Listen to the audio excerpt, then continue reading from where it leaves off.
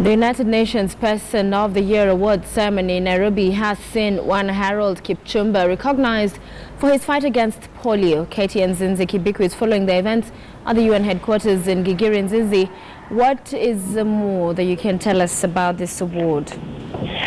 Hello, Sophia. That's right. We are at the United Nations of Nairobi, where Harold Kipchumba, the ambassador, the goodwill ambassador for advocating for vaccination against polio, has just been awarded this year's winner of the United Nations Kenya Awards 2015. Now, there are a few runners-up, such as First Lady Sarah Tunai from Narok County. We also have Martha Karua from UN Women and the Walk of Hope.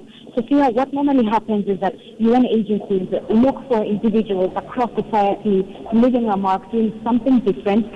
They get them all, they look at what they've been doing, and they finally come up with a nominee. And like I have said, the winner for this year is none other than the Goodwill Ambassador Harold Kipchumba, who's been known for advocating vaccination against polio.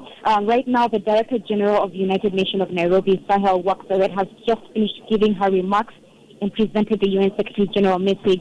What stood out in her speech was the fact that she wants people to work together. We need to work more hard to make a better world. Right now, as we speak, from where I'm standing, she is giving an award to UN staff members, two of them for their bravery and courage for their services and helping where they can. Sophia?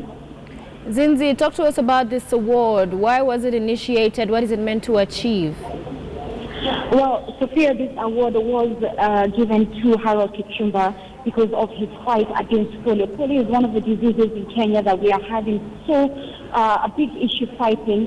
When he gave his speech, he mentioned the fact that when he is on the ground trying to vaccinate children, the one thing that he comes across that acts as a challenge is the fact that most parents see polio, malaria, these diseases as a curse.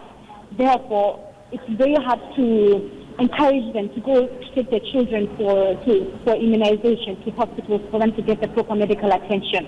However, he is one of the very few people on the ground trying to tell them, hey, look, despite the fact that your child has polio or malaria, they can get immunized and they can be healed, and it's not a curse. Sophia? And Zinzi, we landed there having a bit of difficulty getting most of what you're saying, but thank you for that. Let's move on